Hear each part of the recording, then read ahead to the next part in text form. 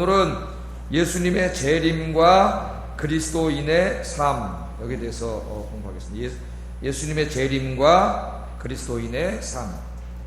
재림이 뭐예요? 재림이 다시 제자죠. 다시 오신다는 거예요. 언제 오셨었어요?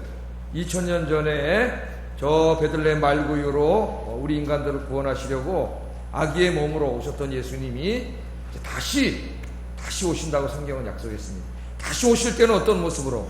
이 우주 만물을 창조하신 창조주요 우주의 왕의 모습으로 다시 오신다 그랬죠. 오셔서 무슨 일을 하신다 그랬어요?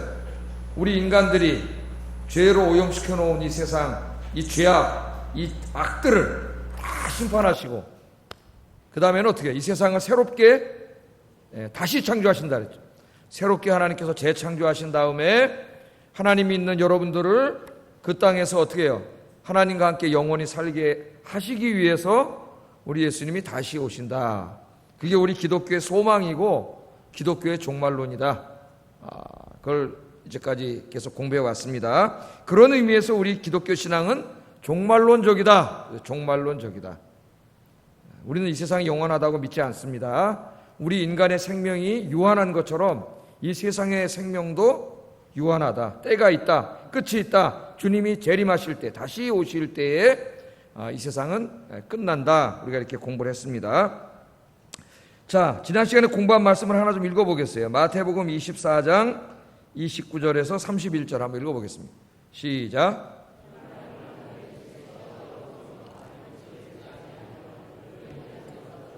하늘의 권능들이 흔들리리라. 그때 인자의 징조가 하늘에서 보이겠고 그때 땅의 모든 족속들이 통곡하며 그들이 인자가 구름을 타고 능력과 큰 영광으로 오는 것을 보리라.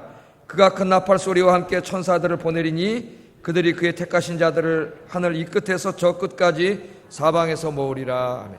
지난주에 제가 이 말씀을 무슨 의미인지를 설명해 드렸죠. 제가 지금까지 서론에서 말씀드린 그 말이죠. 예수님께서 다시 찾아오시면 인간이 죄로 망가뜨린 이 세상을 다 심판, 이 죄악, 악은 심판돼야 되죠. 그건 뭐에다 이해해야 되냐면, 여러분 저 병든 사람이 병원에 가면은 이 암세포가 있는 사람이 병원에 가면 어떻게 돼요? 그 암덩어리를 잘라내야 되는 것처럼 이 세상에 있는 죄악들을 다 하나님이 심판하신다는 말이 그 말이에요. 악을 행한 사람들 하나님이 외아들을 주시기까지 사랑하셨는데 그 사랑을 끝까지 거부하고 자기 멋대로 죄짓고 산 사람들은 구원받지 못해요. 그런 사람들은 다 하나님의 심판을 받아 멸망하지만 우리 예수님이 오실 때 예수 잘 믿고 말씀대로 선하게 산 여러분들은 어떻게 하셔요? 구원하셔서 새롭게 창조하신 땅에 영원히 살게 하시는데, 이 말씀에 보면 하늘 이 끝에서 저 끝까지, 그러니까 온 세상 예수 믿는 사람들을 다 어떻게 하나님께서 구원하시러 찾아오신다, 이렇게 말씀을 하셨습니다. 자, 당연히 그렇다면 우리의 관심은 그날이 언제인가요? 그날이 언제인가? 예수님은 언제 다시 강림하시는가?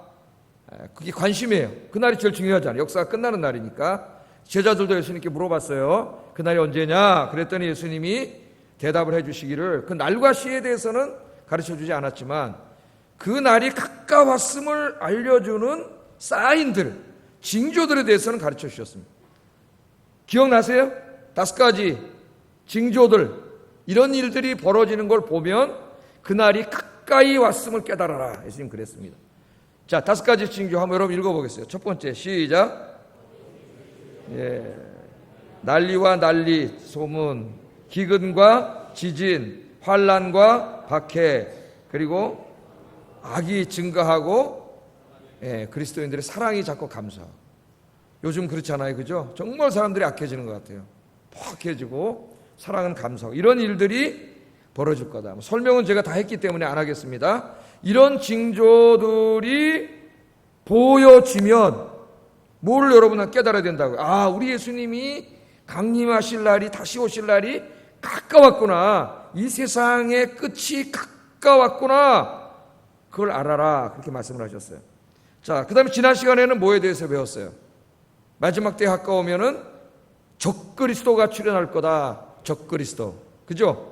요한계시록에 666이라고 숫자로 암호화된 이 적그리스도가 나타나서 이 교회와 하나님을 향하여 전쟁을 일으킬 거다. 아마겟돈 전쟁이라 한다. 그 전쟁이 아마겟돈 전쟁이다. 아마겟돈 전쟁은 일부에서 말하는 것처럼 어떤 그 핵을 동반한 3차 대전, 물리적인 전쟁을 말하는 것이 아니고 온 하나님을 반대하는 세력들이 연합해서 하나님을 대적하고 교회를 박해하고 공격하는 이 하나의 영적인 전쟁이다. 지난 시간에 공부했죠? 생각나세요? 안 나세요? 생각이 안 나시는 분은 오늘 집에 가서도 컴퓨터 켜가지고 비도 오는데 오늘 뭐 나가지도 못하고 다시 한번 이렇게 적으면서 잘 들으세요. 이거 굉장히 중요한 말씀이에요. 이 진리를 모르면 안 됩니다. 자, 그런 적그리스도가 나타나서 요새 막 기독교를 개독교라 그러고 막 그러잖아요. 그런 사람들은 그냥 단순히 기독교인들이 잘못하기 때문에 그걸 비난하는 사람들이 아니에요. 기독교를 혐오하고 아주 적대하고 그런 사람들이에요.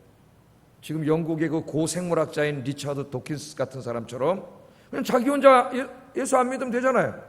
근데 자기 혼자 안 믿는 게 아니라 자기는 무신론자라 그러면서 막 책을 막 엄청나게 많이 써내면서 하나님은 존재하지 않는다고 막 세상에다 떠들어대고 기독교의 진리는 거짓이라고 막 책을 쓰고 막 또 자기들끼리 이 힘을 합쳐가지고 무슨 컴퓨터 사이트까지 만들어가지고 막 지금 무신론 운동을 하고 있어요.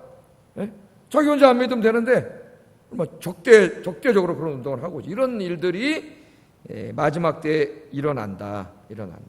그런 일들이 일어나는 것을 보면은 예수님이 오실 날이 가까이 왔음을 알아라 그랬죠. 알아라. 물론 그런 일들, 여기 5가지 징조나 적그리스도의 모습은 저 예수님 오셨을 때 그때에도 있었다 그랬죠.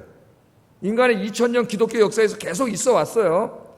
그러나 마지막 때가 되면 그런 모습이 더 커지고 분명하게 드러날 거다. 그 말이죠. 분명하게 드러날 거다. 그렇게 말씀했습니다.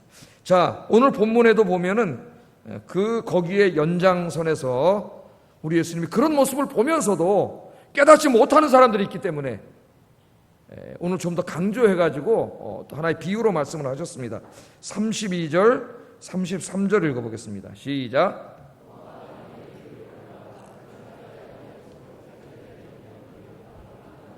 이와 같이 너희도 이 모든 일을 보거든 인자가 가까이 곧 문 앞에 이른 줄 알라. 자, 우리 예수님이 그래도 깨닫지 못하는 사람들이 있으니까 무화과나무 비유를 들었습니다. 이 무화과나무는 우리나라에 이렇게 보기가 쉽지는 않은 것 같아요. 무화과나무 어디 있습니까? 저 남쪽에 있어요? 네, 저쪽 남쪽에 있다는데 저도 잘 무화과나무는 어떻게 생겼는지 잘 모르겠어요. 무화과나무가 있는데 이 유대인들에게는 흔한 나무죠. 근데 이 무화과나무가 가지가 연해지고 이파리가 나기 시작하면은 유대인들은 그걸 보고 뭘 하냐면 여름이 가까웠구나 그걸 안다는 거예요. 그건 지극히 상식적인 거예요. 왜? 무화과나무가 여름에 가지가 연해지고 이파리가 나기 때문에 무화과나무 가지가 연해지고 이파리가 나면은 모든 유대인들은 이제 여름이 가까웠구나 그걸 알아요. 우리는 뭘 보고 알아요? 저 매화나무에 꽃이 피려고 그리고 개나리가 이렇게 몽우리 가지고 그러면 우리 뭘 알아요? 봄이 왔구나. 그건 지극히 상식적인 거죠. 애들도 알고 다 알아요. 그걸 모르면 그걸 보고도 봄이 왔다는 걸 모르면 이상한 사람이죠. 예수님 지금 그 말씀을 하시는 거예요. 무화과나무 잎이 나면은 여름이 온 것이 분명하다는 것을 너희가 아는 것처럼 이러한 징조들이 나타나는 걸 보면 예수님이 오실 날이 가까이 왔음을 알아야 된다. 왜 시대의 징조를 깨닫지 못하느냐? 예수님이 그렇게 말씀하신 거예요. 자, 이 말씀을 하시면서 35절에 이렇게 말씀을 하셨습니다. 읽어봅니다. 시작. 천지를 창조하신 분이 누구예요? 하나님이시죠. 그 하나님 삼위일체 하나님, 예수님도 천지를 창조하신 하나님이에요. 요새 그 오후 예배 때 하나님이 창조하시는 천지에 대해서 우주를 창조하시는 것에 대해서 공부하고 있는데 오후 예배도 참석하시기 바랍니다. 오늘 예고편 재밌습니다. 오늘 제가 과학도 가르쳐드리고 이따 오후 예배도 꼭 참석하셔야 돼요. 그 창조 세계가 원래는 선하고 아름다운 세계였는데 인간이 죄악으로 오염시키고 망가뜨려 놨죠. 더럽혀놓고. 그렇기 때문에 그 모든 죄악을 심판하시고 새롭게 창조하시기 위해서 오시는 거예요. 같이 공부해야 돼요. 지금 오후 예배하고. 자, 그 천지는 없어지지 않죠. 하나님의 창조는 없어지지 않아요. 그러나 그 천지는 없어질지언정 내 말은 없어지지 않는다. 그 말은 뭐예요? 내가 지금까지 이야기한 예수님이 다시 오신다는 이 말은 반드시 이루어진다 그 말이에요. 반드시. 그러니까 다시 말하면 반드시 오신다 그 말이에요. 반드시. 여러분 이거 믿습니까? 아까 신앙 고백할 때 뭐라고 고백했어요? 거기로부터 산자와 죽은 자를 심판하러 오신다는 것을 내가 믿습니다. 우리 예배 드릴 때마다 지금 공부하는 것을 고백하고 있습니다. 우리가 믿는 신앙 고백이죠. 신앙 고백. 전능하사 천지를 창조하신 하나님, 하나님이 전지를 창조하셨다는 걸 내가 믿습니다. 부터 고백을 하기 시작해가지고 우리가 망가뜨려 놓은 세상을 다 이제 심판하고 구원하기 위해서 다시 찾아오신다는 걸 내가 믿습니다. 우리 이것을 고백하고 있어요. 사도행전을 그냥 암송하고 늘 그냥 막 무슨 생각도 안 하고 암송해버리고 뭘 암송했는지도 모르고 아무 관심 없이 살아가요. 그리스도인들이 굉장히 중요한 것들, 자기 인생의 중요한 것들을 다 고백한 거예요. 아까 우리 사도신경 할 때 그때 우리가 이것을 고백을 했습니다. 그리고 성경책의 제일 마지막 책 요한계시록 제일 마지막 구절이 어떻게 끝나느냐, 이렇게 끝나요. 22장 20절 읽어보겠습니다. 시작. 내가 진실로 속히 오리라 하시거늘 아멘 주 예수여 오시옵소서. 우리 예수님이 마지막 말씀을 하시면서 내가 속히 다시 오겠다 이렇게 약속을 했어요. 내가 속히 다시 오겠다. 그랬더니 교회가 성도들이 뭐라고 고백했어요? 아멘 그랬죠. 아멘 주 예수여 어서 오시옵소서. 그게 우리 초대교회 신앙 고백이었어요. 마라나타 고백이죠. 주님이 빨리 오시기를 간절히 소망하고 기다림으로 그걸 고백함으로 성경 끝나고, 그러므로 교회의 신앙은 뭐예요? 결국은 주님이 다시 오실 날을 기다리는 거예요. 기다리는. 이 세상에 소망 두고 사는 게 아니라, 이 세상에 여러분 돈 좀 있고 그래도 결국 질병이 있고 고통이 있고 언젠간 죽잖아요. 자기도 죽고 사랑하는 사람도 죽고 우리 인생이 그래요. 예?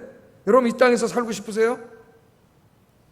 우리 주님이 새롭게 창조하신 세상은 어떤 세상에 죽음이 없잖아요. 거기는 늙지 않고 죽지 않고 병들지 않고 영원한 것, 거기서 살고 싶지 않습니까? 그래서 저는 우리 주님께서 좀 빨리 오셨으면 좋겠어요. 이 초대교회는 박해받던 교회입니다. 교회 다니고 예수 믿으면 끌려가, 로마 황제, 로마 군인들에게 끌려가서 감옥에 가서 매 맞고 고문받던 시절이에요. 그러니까 그 모든 소망을 하나님께 두고 살았어요. 빨리 주님 오세요 이러고 살았어요. 근데 우리 21세기에는 너무 살기 좋은 세상이야. 인간적으로 경제도 많이 발전했고 놀 때도 많고 즐길 때도 많고 할 일도 많고 세상이 너무 좋아. 그래서 오늘 예수님께서 내가 진실로 속히 오리라. 요새 현대 그리스도인들은 아멘 하지 않을 것 같아요. 잠깐 주님 내 한 100억 있는데 이거 다 쓴 다음에 오시면 안 될까요? 이럴 것 같아요. 여러분 주님 오시기를 간절히 소망하고 기다리며 사는 게 우리 기독교의 소망입니다. 우리 소망 이 땅에 없어요.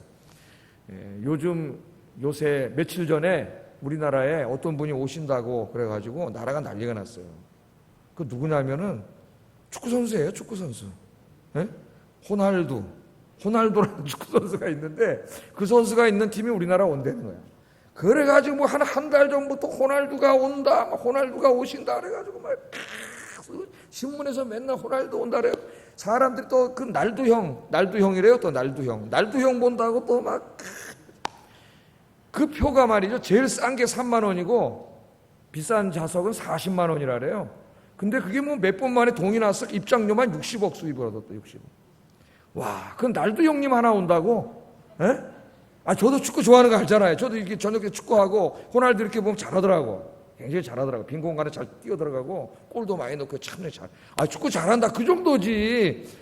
아니 무슨 호날두, 그까지는 호날두를 보겠다고 그 참 할 일도 없다고 우리나라 사람들 그런 생각들.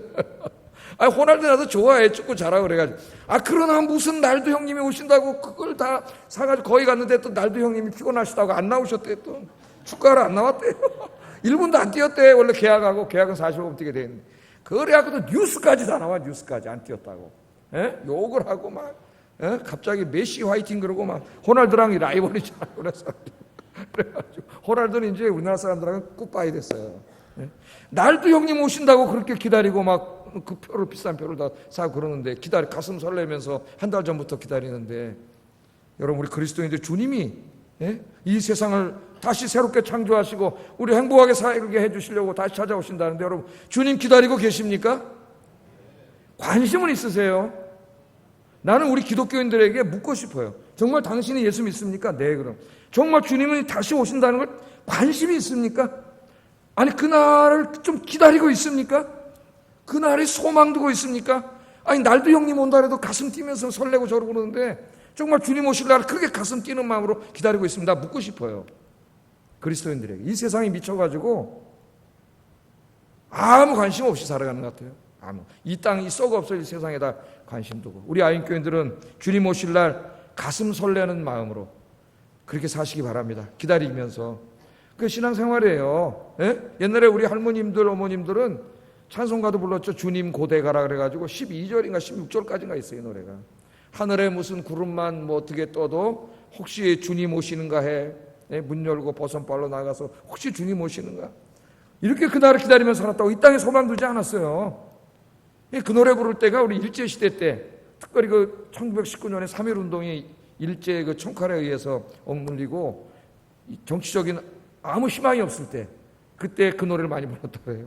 근데 요새는 너무 살기가 좋으니까 이 세상이 천국인 줄 알고 착각하고 살아요. 마귀한테 속아가지고. 우리 안교인들은 속지 마시고 오늘 이 초대교회 교인들의 고백처럼 아멘 주 예수여 어서 오시옵소서. 이 마라나타 신앙을 가지고 사시기를 주의 이름으로 축복합니다. 자, 그러면 이제 중요한 게 예수님이 언제 오시는가? 왜? 그날은 역사가 끝나는 날이에요. 인간이 모든 악을 심판하시는 날이에요. 악을 심판한다라니까 어떤 사람은 하나님이 이렇게 무슨 사랑의 하나님인데 이렇게 좀 너무 무서운 하나님 아닌가 이런 생각을 하는 사람이 있어요. 여러분 악은 당연히 심판을 해야죠. 그죠? 막 깡패들이 조직폭력배들이 막 사람을 때리고 댕기고 폭력을 휘두르고 댕기는데 그걸 그냥 내비두면 되겠어요? 그런 악들을 어떻게 해야 돼요? 빨리 경찰들이 와서 심판해 잡아가야지. 그래야 하나님 이 정의가 세워질 거 아니에요. 저 북한에 우리 북한 동포들이 저 북한 1%밖에 안 되는 공산주의자들 공산당원들한테 고통을 당하고 있는데 저 공산당으로부터 우리 북한 주민들을 빨리 해방시켜주는 공산당원들을 심판해야 이 공산당들을 심판해야 우리 주민들이 해결될 게 아닙니까? 구원을 받을 게 아니에요? 하나님이 악을 심판하셔야죠. 악을. 언제 오시느냐? 언제 오신다 그랬어요? 아이고 가르쳐줬으면 얼마나 좋을까? 잘 준비할 텐데 우리 예수님 이렇게 말씀하셨어요. 36절 읽어봅니다. 시작.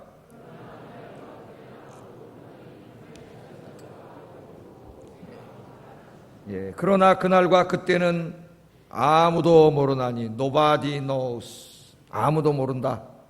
의역하면 하나님만 안다 그 말. 영어로 nobody knows. 그럼 하나님만 안다 그 말이에요. 아무도 몰라.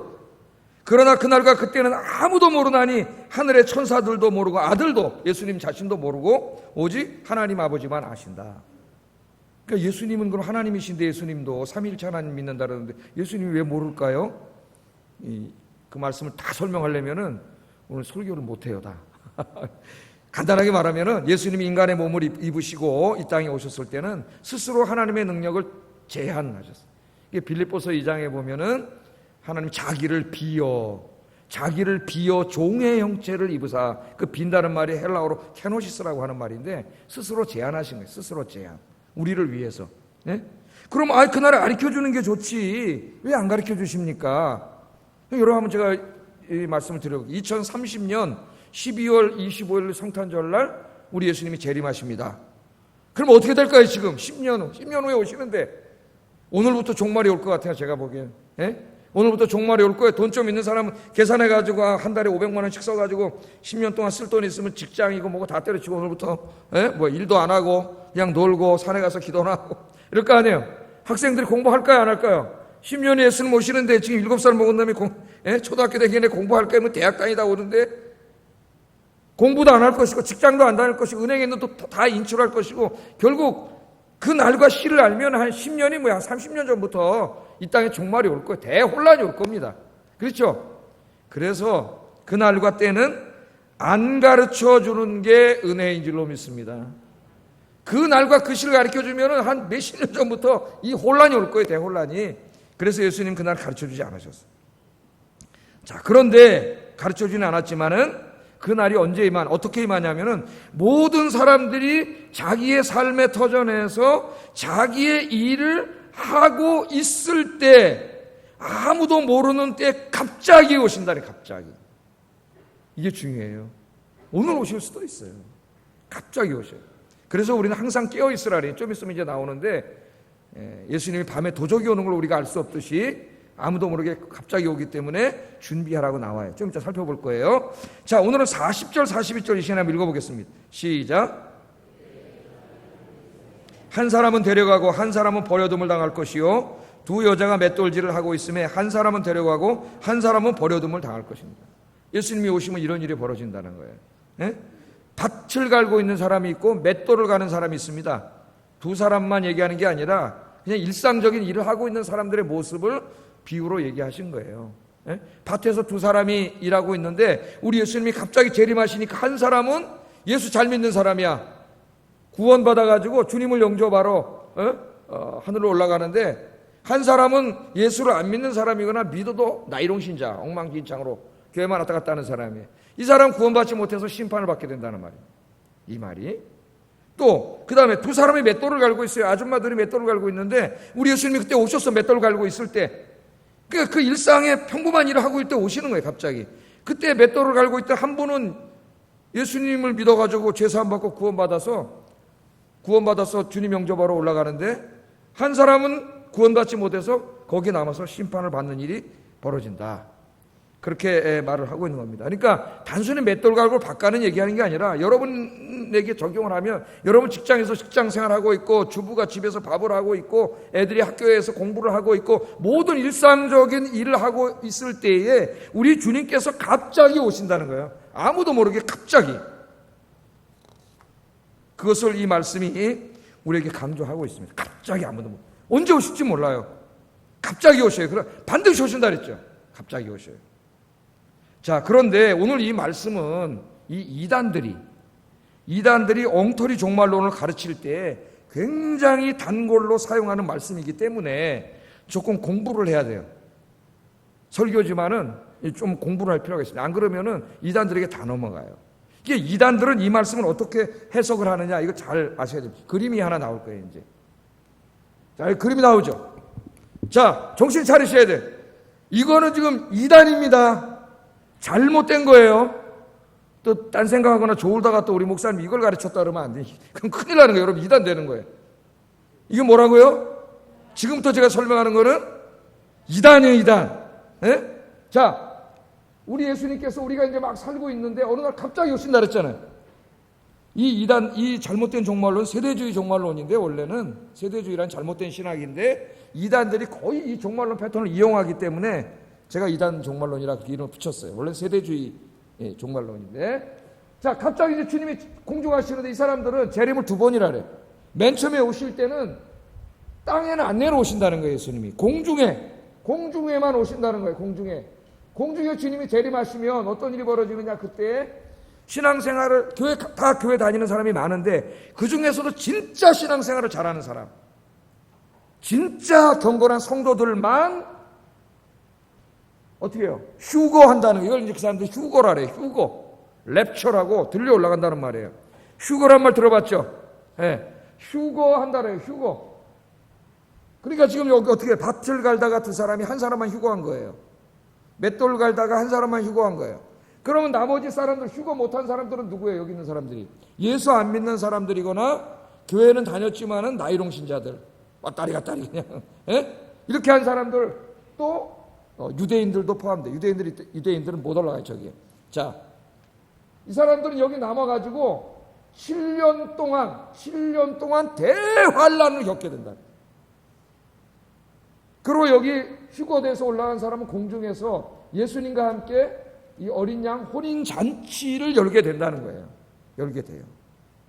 그러면 이 휴거되지 못한 사람들은 여기 지금 이 7년 동안 적그리스도가 활동하는 이 7년 동안 어마어마한 환란을 받게 되는데, 예를 들면 666의 표를 못 받으면 뭐 경제 거래도 못 하고 뭐 이런 뭐 막 얘기하잖아요, 그 사람들이. 지금 말하는 거 이거 이단 얘기하는 겁니다. 예? 얘들 저다가 이거 이상한 것만 이거 들어가지고 이단이에요. 개성에게 제가 지금 딴 생각하는 사람도 있을 수 있기 때문에 7년 동안 대환란을 겪고 요한계시록 6장에서 19장까지 나오는 그 7 대접, 7 나팔, 이런 이 환란들이 다 이 7년 동안 환란 동안 이루어지는 것이라고 가르쳐요. 자, 그럼 이 사람들의 가르침을 얘기하면 이런 겁니다.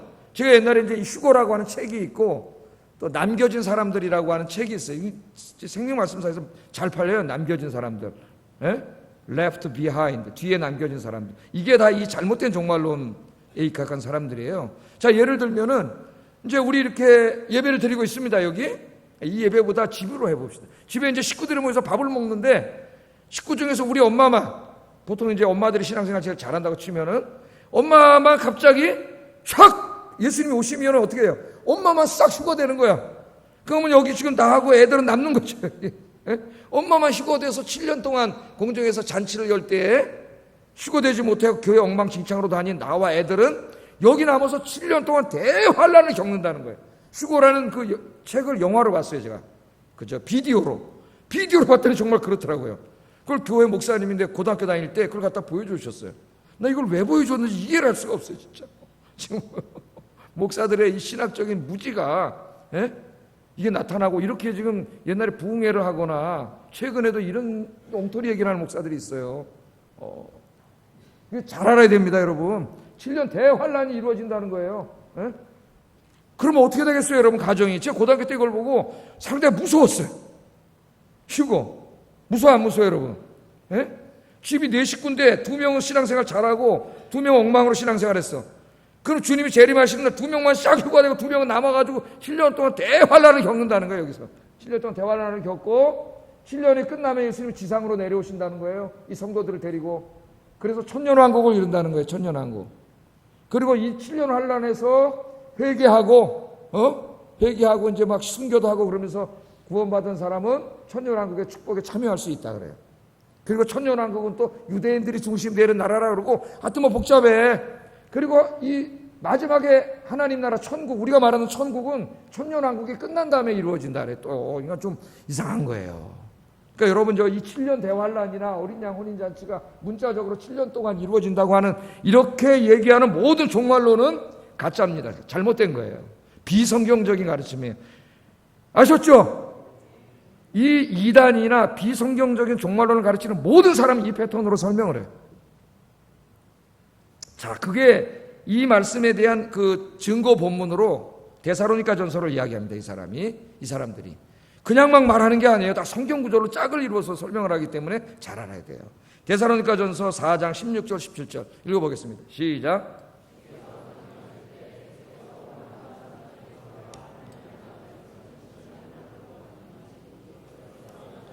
죽은 자들이 먼저 일어나고 그 후에 살아남은 자들도 그들과 함께 구름 속으로 끌어올려 공중에서 주를 영접하게 하시리니 그리하여 우리가 항상 주와 함께 있으리라. 보세요. 주님께서 강림하실 때, 재림하시는 거죠?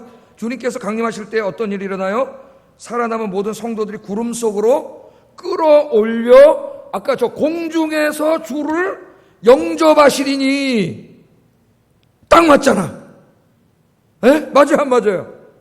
딱 맞아요, 문자적으로. 여러분이 반박 못해요, 배우지 않으면. 공중에서 영접한다 그러지 않느냐. 그 증거가 지금 우리가 이렇게 마태복음 이거라는 거. 한 사람 올라가고 한 사람 못 올라가고. 여러분 여기에서 우리가 잘 알아야 됩니다. 여기 강림하실 때에다 줄치세요. 강림하실 때, 강림한다는 말. 이 강림한다는 말이 헬라어로는 이제 넘겨보세요. 파루지아라는 말을 번역했습니다. 그러니까 사도 바울이라는 사람이 예수님이 다시 재림하는 것을 설명을 해야 돼. 그런데 저 사람들이 잘 이해할 수 있는 문화적인 언어로 설명을 한 거예요. 이 파루지아는 누구에게 쓰는 말이냐면은 황제나 왕이 강림하실 때 쓰는 말이에요. 그러니까 이런 경우입니다. 로마의 황제가 전쟁에 참전을 했어요. 황제가 전쟁에 참전을 하는 경우가 종종 있습니다. 로마의 황제들은. 그래서 이제 개선하잖아요. 전쟁에 나갔어. 그래서 전쟁에서 승리를 했어요. 승리를 하고 황제가 다시 돌아오는 거죠. 자기가 있는 왕궁이 있는 성으로 다시 돌아와. 그 황제가 돌아온다는 다 왔다는 소식을 들으면 성 안에 있는 신하들이 어떻게 합니까? 가만히 앉아 있습니까? 어떻게 해요? 문을 열고 왕이 있는 곳으로 나가죠. 마중 나가죠. 마중 나가서 황제 앞에 절을 하고 그 황제를 모시고 어떻게 해요? 바로 성으로 들어오는 거죠. 그 일이 순식간에 이루어지는 거죠. 순식간에. 그 왕이 전쟁에서 승리하고 자기 궁으로 다시 돌아오는 것이 이 강림한다는 말이에요. 그러니까 사도 바울이 이 말을 쓸 때 일부러 그 단어를 쓴 거예요. 일부러. 왜? 예수님이 오실 때하고 너무나 유사하기 때문에. 그러니까 이 말씀은 어떻게 설명해야 되느냐? 다시 보세요. 자, 요건 잘 들으셔야 돼요. 요건 이제 우리 거예요. 우리 성경적인 정말로 가르침이에요. 성경적인 말씀. 자, 우리가 이렇게 살고 있는데 제가 시대의 징조들도 있고 적그리스도도 나타나고 큰 환란, 7년 대환란, 성경에서 나타난 7년 대환란은 이미 이때 일어나고 있고 지금도 일어나고 있고 저 이슬람권에서도 일어나고 있고 북한에서도 일어나고 있고 다 일어나고 있어요. 지금도. 예? 우리나라도 한 100여 년 전에는 예수 믿는 사람들 목 잘려 죽었어요. 지금 저기다 묻어놨잖아요. 다 저기. 예? 양화진에다가. 자, 예수님께서 재림하셨어요. 예수님께서 재림하시면 지금 여기에 나오는 것처럼 어떻게 돼요? 성도들이 올라가요. 성도들이. 지금 맷돌 갈때 한 사람이 올라가잖아요. 에? 죽은 자들이 다 부활하고 이미 죽어있는 사람들은 부활하고 살아있는 사람들 맷돌 갈던 사람은 거룩한 부활의 몸으로 변화된다 그랬죠? 우리 부활할 때 다 배웠어요. 변화돼서 주님 영접하러 올라가 공중으로. 그런 의미에서 우리도 휴거된다고 믿습니다. 아까 그들하고 사용하는 용어가 달라요. 같은 휴거를 말해도. 올라가면은 그 성도들이 다 주님 만나러 올라갔을 때 이 땅은 심판을 받아요. 하나님. 악이 심판되고 사탄이 심판을 받아요. 그리고 동시에 에덴 동산 요새 배우고 있는데 하나님의 새 창조가 이루어져요. 새 창조, 이 세상. 아름다운 새 창조가 이루어져요. 이것이 7년이라는 긴 기간 동안 있는 게 아니라 순식간에 이루어지는 거예요. 파루지야. 왕 만나서 인사하고 바로 들어오는 것처럼 예수님 영접하러 올라가서 바로 내려오는 거예요. 그 짧은 시간에 하나님의 능력으로 다 이 심판과 구원이 이루어지는 거예요. 그래서 이 땅에 내려오면은 하나님의 나라가 영원히 이루어지는 거예요. 하나님의 나라가. 그러니까 우리 기독교인들이 또 착각하고 있는 게 죽어가지고 내 영혼이 어디 저 하늘에 있는 어디 저 천국에 가는 게 구원이라고 생각하는 사람이 있어요. 교회를 평생 다녔는데 제일 중요한 천국이 뭔지도 몰라. 성경이 그런 걸 가르치지 않아요. 성경은 하나님의 나라는 이 땅이에요. 이 땅. 이 죄악된 땅이 아니라 이 죄악을 심판하시고 하나님이 새롭게 창조한 이 땅이 하나님의 나라고 천국이에요. 여기가 하나님의 나라. 이 땅에서 사는 거예요. 여기서 영원히 사는 거예요. 그런데 무슨 죽어가지고 어디 영원히 저기 어디 가요? 성경적인 가르침이 아니에요. 그런데 상당히 많은 그리스도인들이 그렇게 생각을 하고 있어요. 교회를 그렇게 오래 다녀도 천국이 뭔지도 몰라요.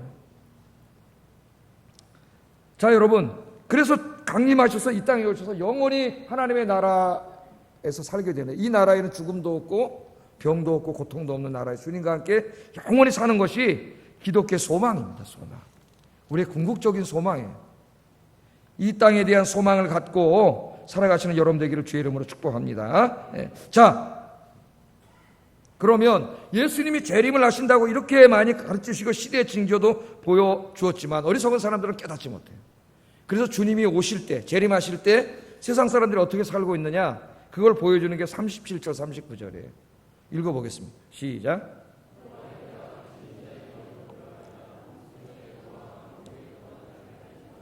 먹고 마시고 장가들고 시집가고 있으면서 홍수가 나서 그들을 다 멸하기까지 깨닫지 못하였으니 인자의 임함도 이와 같으리라. 예수님께서 재림하실 때가 노아 홍수 때랑 똑같다는 거예요. 하나님께서 노아에게 가르쳐 주셨죠. 내가 이 땅을 홍수로 심판하리라. 그 노아가 어떻게 했어요? 산에다가 배를 만들면서 인류를 구원하기 위해서 사람들에게 나가서 야, 하나님께서 너희들 죄악 때문에 이 세상을 심판하신대. 그러니까 홍수로 심판하실 거니까 빨리 이 방주에 타라. 그래 구원을 받는다. 그렇게 얘기하니까 사람들이 뭐라 하라 그랬어? 이걸 다 농담으로 하래. 농담으로. 아니 이 대명천지에 이렇게 아름다운 세상이 이때까지 존재해 왔고 이렇게 살기 좋은 세상인데 무슨 하나님이 홍수로 심판을 해? 아니, 저는 이게 도라이 아니야? 미친놈 아니야? 노아한테 그렇게 했죠. 그리고 뭐 했어요? 믿지도 않고 관심도 갖지 않고 시집가고 장가가고 했다는 거예요. 시집가고 장가가는 게 무슨 죄겠습니까? 재림을 믿는 우리도 시집가야죠. 장가가요. 저도 장가가고 시집가고 애를 낳고 직장도 다녀야 되고 돈도 벌어야 되고 공부도 해야 되고 다 해야 되죠. 그거 하지 말라는 말이 아니죠. 지금 이 말은 뭐예요? 주님이 다시 오셔서 이 땅에 하나님 나라가 세워진다는 이런 일은 전혀 관심도 갖지 않고 이 세상이 전부인 것처럼 영적인 문제는 같이 가지 않고 세상에 미쳐서 사는 그런 행태를 말하는 거예요. 그런 행태를. 영혼의 문제들은 등하시 한 채 육신의 문제만 지나치게 사는 삶을 정지하는 거예요. 돈 벌고 집 짓고 땅 사고 뭐 펀드 사고 이런 데만 관심을 갖지 정말 주님이 다시 오셔서 세우시고 하나님 나라에 대한 관심 갖지 않고 있는, 하나님 나라에 대한 관심도 없고 세상에만 미쳐서 사는 사람들이 그렇게 산다는 거예요. 마지막 때에 비가 와가지고 홍수가 시작되는 날까지도 그렇게 살았어요. 예수님이 오늘 밤에 오신다 그러면 오늘 밤에 오시는데 오늘까지 그렇게 산다는 거예요. 깨닫지 못하는 거죠. 그런데 안타까운 것은 믿지 않는 사람은 어쩔 수 없다 쳐도 믿는다는 사람도 그렇게 산다는 거예요. 교회 댕긴다고 하는 사람도 그렇게 산다는 거예요. 네? 그때 놀라운 일이 벌어지는 거예요. 다시 한번 40절 41절 읽어보겠습니다. 시작. 한 사람은 버려둠을 당할 것이요 두 여자가 맷돌질을 하고 있음에 한 사람은 데려가고 한 사람은 버려둠을 당할 것이라. 그때 주님이 갑자기 오시면 정말 신실하게 주님을 믿는 사람들은 구원받아 변화돼서 구원받고 죽은 자들은 부활해서 구원받지만 그때 같이 맷돌을 갈고 있던 사람, 같이 교회 다니고 있는 사람, 같이 직장에 다니는 사람 중에 예수 믿지 않는 사람이나 엉터리로 예수 믿은 사람은 구원받지 못하고 심판을 받게 되는 일이 그날 갑자기 그냥 거기서 벌어지는 거예요. 참으로 두려운 일이에요. 두려운 일. 우리 가족 중에도 주님이 오늘 재림하시면 구원받는 사람이 있고 가족인데 구원받지 못하는 사람이 거기서 갑자기 발생하는 거예요. 갑자기. 오늘 바로 이 주님이 이 말씀을 우리에게 하시는 거예요. 그러니까 열심히 전도해야 되고 나 자신도 열심히 신앙생활해야 됩니다. 언제 오실지 몰라. 주님이 아무도 모르는 때에 아무도 예상하지 못한 때에 갑자기 오세요. 갑자기. 자, 그래서 그것을 예수님께서 그렇기 때문에 우리 그리스도인들이 어떻게 살아야 되느냐 이걸 두 가지 비유로 얘기하는데 간단하게 제가 얘기하고 설교를 마치겠습니다. 두 가지 비유인데 하나는 도둑 비유고 하나는 주인과 종 비유예요. 첫째는 도둑 비유로 말씀을 하셨어요. 한번 읽어봅니다. 42절 44절 시작.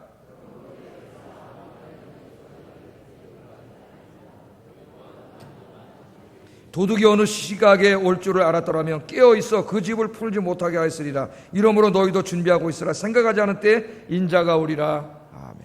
제가 자꾸 이쪽만 보고 설교하고 이쪽을 안 보는 것 같아. 그죠? 네, 자꾸 이쪽만 보는 것 같아요. 습관에서 이쪽도 보고 설교를 해야 되는데. 자, 이 비유가 뭡니까? 예수님이 도둑이 오는 것처럼 도둑이 언제 오는지 아는 사람이 있어요, 없어요? 그럼 도둑 다 깨워서 그날 잡으면 되지. 맨날 몇 시에 오는 줄 알고. 도둑이 언제 오는지 모르기 때문에 도둑 맞는 거 아니에요? 예수님이 도둑놈이라는 게 아니라 도둑이 언제 아무도 모르는 때 갑자기 오는 것처럼 예수님의 오심이 그렇다는 거예요. 비유로 말씀드린 거예요. 아무도 예상하지 못한 때에 갑자기 예수님이 오신다는 거죠. 갑자기. 그러므로 도둑 안 맞으려면 어떻게 돼요?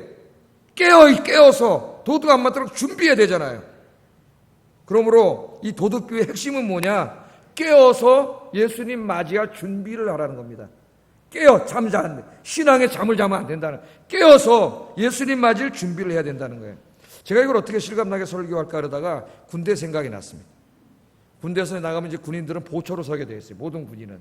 그래서 바깥에 나서 보초를 쓰는데 저는 GOP에 근무했기 때문에 거기 거의 영하 막 30도까지도 내려가요. 엄청나게 상상을 못 합니다. 이 추위를.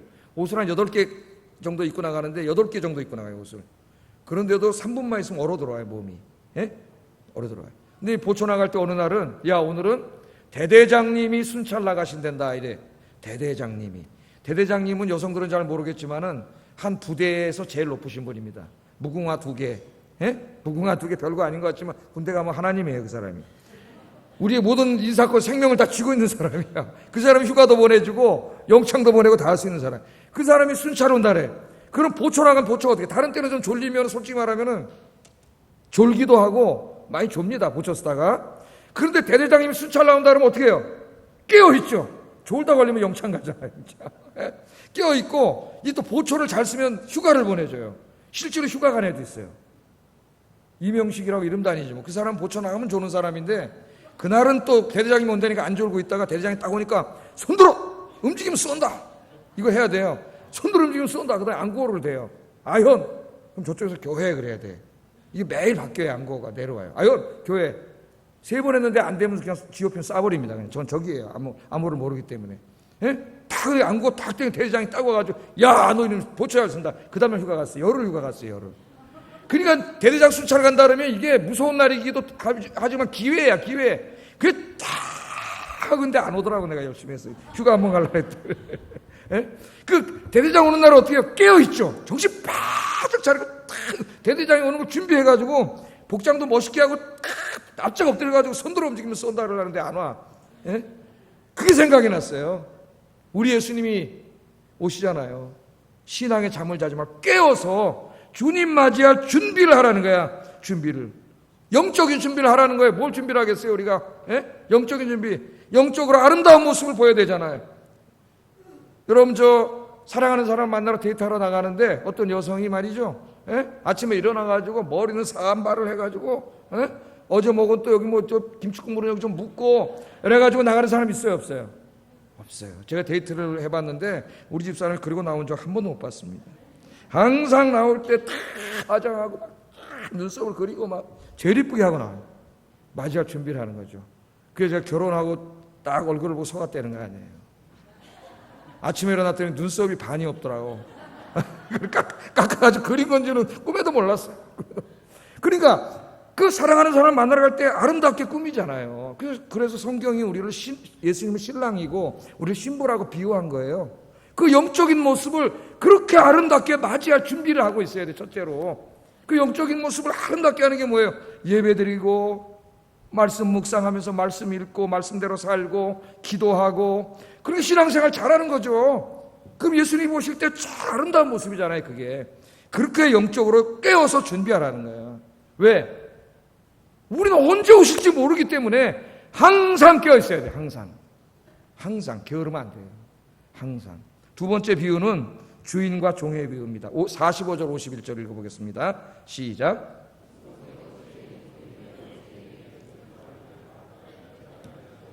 주인이 올 때 그 종이 이렇게 하는 것을 보면 그 종이 복이 있으리로다.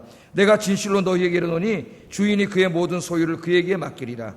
만일 그 악한 종이 마음에 생각하기를 주인이 더디 오리라 하여 동료들을 때리며 술 친구들과 더불어 먹고 마시게 되면 생각하지 않은 날 알지 못하는 시각에 그 종의 주인이 이르러 엄히 때리고 외식하는 자가 받는 벌에 처하리니 거기서 슬피 울며 이를 갈려. 이 비유로 말씀한 거죠. 어떤 힘도 있고 재산도 많은 주인이 있었어요. 주인은 하나님을 상징하는 건데 주인이 이제 잠깐 일이 있어가지고 먼 길을 떠나. 내가 이제 언제 올지는 모르지만은 곧 올 거다. 그러면서 종한테 집안일을 그동안 네가 내 대신 잘 돌봐라. 그리고 주인이 갔다는 거죠. 비유가 그런 거 아니에요? 주인이 갔어. 주인이 언제 올지 몰라. 내가 곧 돌아온다 그랬는데 언제 올지 모른다 그랬어요. 이 충성스럽고 지혜 있는 종은 어떻게 한다고요? 주인이 오늘 올 수도 있고 내일 올 수도 있고 모레 올 수도 있기 때문에 언제 올지 모르기 때문에 낮에 올지 아침에 올지 밤에 올지 모르기 때문에 항상 어떻게 준비하잖아요. 예? 맡겨진 집안일들을 쫙 돌보고 그렇게 하고 있어요. 주인이 딱 와서 보니까 그냥 일을 너무나 잘해놨고 지금도 열심히 잘하고 있는 거예요. 그래 어떻게 주인이 칭찬을 하면서 어떻게 한다? 큰 상을 주고 큰 소유를 더 맡긴다. 또 한 사람은 어떤 사람이에요? 악한 종이 나오죠. 악한 종. 게으르고 악한 종. 똑같이 맡기고 갔어요. 기다리다 보니까 한 이틀을 기다리고 3일 기다리다 보니까 주인이 안 오네. 주인이 이제 안 오나 보다. 늦게 오나 보다. 그러고 어떻게 해요? 맡겨진 집안일도 제대로 하지 않아가지고 엉망진창으로 다 돼 있고 맡겨진 일을 하지 않고 바깥에 나가서 친구 만나서 술 퍼마시고 먹고 놀고 맨날 이러고 있는데 갑자기 주인이 빡 온 거지. 왔는데 술 먹고 놀고 있는데 주인이 빡 온 거예요. 네? 그게 어떻게 돼요? 주인이 엄히 때리고 집에서 쫓아내가지고 슬피 울며 이를 갈게 될 것이 아니냐. 슬피 울며 이를 간다는 말은 집에서 쫓겨나서 천국에서 쫓겨나 지옥 간다는 말이에요. 그러므로 어떻게 하라는 겁니까? 주인이 올 거기 때문에 어떻게 하라는 거예요? 예? 우리에게 적용하면 하나님께서 맡겨주신 하나님의 집, 이 교회잖아요. 교회에 맡겨주신 일들을 정말 부지런하게 충성스럽게 잘 감당하고 복음 전한 일 열심히 하고 이 세상에 하나님 나라로 만드는 일에 하나님과 사랑과 정의를 실천해서 하나님의 나라로 만드는 일에 어떻게 돼요? 충성스럽게 힘쓰고 있어라. 언제 오실지 모르기 때문에 항상이 중요해요. 항상. 그렇게 살아야 된다고 오늘 주님이 말씀하셨습니다. 그럼 그 사람을 높이고 주님 오셨을 때 잘했다, 충성된 종아, 내가 10고을 다스리는 권세를 내게 주리라, 칭찬받는 여러분 되시기를 주의 이름으로 축복합니다. 기도하겠습니다. 자, 정리하면서 기도하겠습니다. 정리. 예수님이 언제 강림하시는지는 알 수 없지만 예수님이 반드시 강림하신다는 건 우리가 알고 있습니다. 예수님은 우리들 모두가 일상에서 일을 하고 있을 때에 밤에 도둑이 오는 것처럼 아무도 모르게, 아무도 예상하지 못한 때에 갑자기 오십니다. 갑자기. 예수님이 강림하실 때 우리들 중에 어떤 사람은 구원받아 공중으로 예수님을 영접하러 올라갈 것이고 어떤 사람은 이곳에 남아 심판을 받게 됩니다. 우리가 어떻게 살아야 되느냐? 구원받기 위해서 첫째는 늘 기도와 말씀과 예배로 영적인 준비를 하고, 둘째는 하나님이 맡겨주신 교회와 복음의 사명을 충성스럽게 감당하고 하나님 나라 소명을 잘 감당해야 된다. 내가 그렇게 살게 해주십시오. 같이 기도하겠습니다.